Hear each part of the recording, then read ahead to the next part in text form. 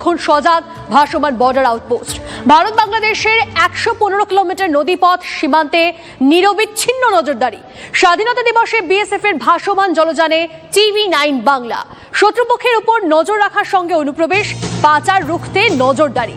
সুন্দরবনের গভীরে খাঁড়িতে টহলদারিতে বড় ভরসা এই ভাসমান বর্ডার আউটপোস্টে।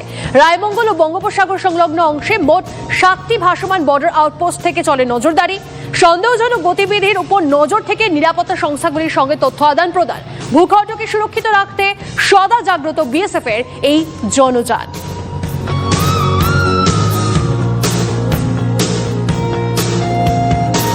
ভারত বাংলাদেশের যে স্থলবন্দর রয়েছে বা ভারত বাংলাদেশের যে বর্ডার রয়েছে, যেটা মূলত স্থলভাগে রয়েছে, তাতে ফেন্সিং রয়েছে, কাটা তার রয়েছে।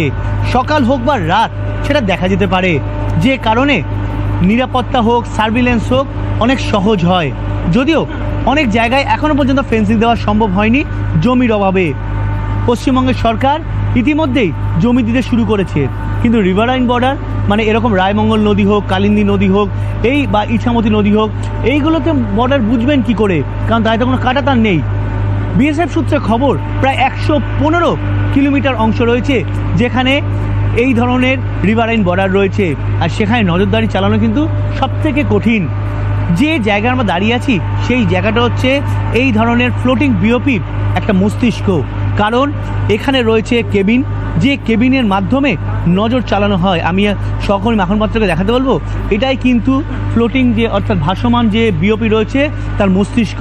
যিনি এখানে মাস্টার বা যিনি এখানে দায়িত্বে থাকেন তাকে চোখ কান খোলা রাখতে হয়। যে কোনো ইনফরমেশন বা যে কোনো তথ্যগুলো এখানকার রাডারে ধরা পড়ে, সেই তথ্য অনুযায়ী ব্যবস্থা নেয়। আর যারা বিএসএফ জওয়ানরা রয়েছেন তারা মূলত চোখ কান খুলে রেখে সেই ইনফরমেশনের মাধ্যমেই ব্যবস্থা নিয়ে থাকেন। আমি আমার সকল মাখন পাত্র সেই ছবি দেখাচ্ছে যে এখানে যারা বিএসএফ জওয়ানরা রয়েছেন তারা সর্বদা মোতায়েন রয়েছেন। তারা সুন্দরবন ফরেস্টের দিকে যেমন তাকিয়ে রয়েছেন, তেমনই বাংলাদেশ সীমান্তের দিকে তাকিয়ে রয়েছেন, এবং এই প্রস্তুতি কিন্তু সর্বদা তারা রেখে থাকেন, কারণ তারা কিন্তু জানেন যে এমন জায়গায় তারা দাঁড়িয়ে আছেন যে জায়গায় কোনো কাঁটাটান নেই, কোনো ফেন্সিং নেই।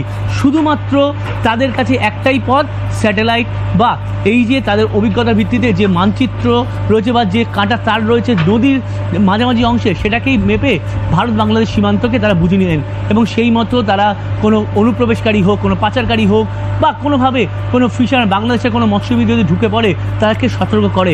এবং এই যে জায়গাটা দেখাচ্ছে, এই যে কেবিন, এইটাই কিন্তু মূলত মস্তিষ্ক।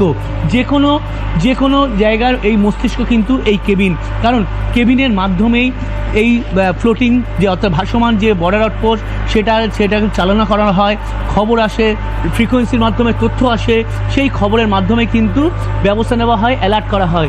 সেই তথ্যগুলোর মাধ্যমে সব কিছু যারা বিএসএফ জওয়ানরা তারা এই ভারতের ভূখণ্ডকে সুরক্ষিত করে রাখে। এভাবেই স্বয়ংক্রিয় রাইফেল নিয়ে মোতায়েন আছে বিএসএফ জওয়ানরা, অর্থাৎ সর্বদা নিচে, ওপরে, কেবিনের সামনে, এমনকি যেখানে চালিকা শক্তি অর্থাৎ মস্তিষ্ক যে জায়গাটাকে বলছি কেবিন, সেই জায়গাতেও এভাবে রাইফেল নিয়ে, স্বয়ংক্রিয় রাইফেল নিয়ে সর্বদা তাদেরকে প্রস্তুত থাকতে হয়, সর্বদা মোতায়েন থাকতে হয়, এমনকি সর্বদা চোখ কান খোলা রাখতে হয়। ফ্লোটিং বিওপি দ্বারাই গোটা রিভারাইন বর্ডারে নজরদারি চলছে অত্যন্ত সূক্ষ্মভাবে, নিখুঁতভাবে, যাতে আমরা সুরক্ষিত থাকে, আপনারা সুরক্ষিত থাকেন, গোটা দেশ সুরক্ষিত থাকে। ক্যামেরায় মাখন পাত্রের সঙ্গে সায়ন্ত ভট্টাচার্য, TV9 বাংলা, সুন্দরবন, ভারত বাংলাদেশ নদী সীমান্ত। স্বাধীনতা দিবসে TV9 Bangla special, TV9 Bangla exclusive. আমাদের প্রতিনিধি শান্ত ভট্টাচার্য পৌঁছে গেছিলেন বর্ডার আউটপোস্টে। ছবি দেখছেন এক্সক্লুসিভলি TV9 বাংলায়।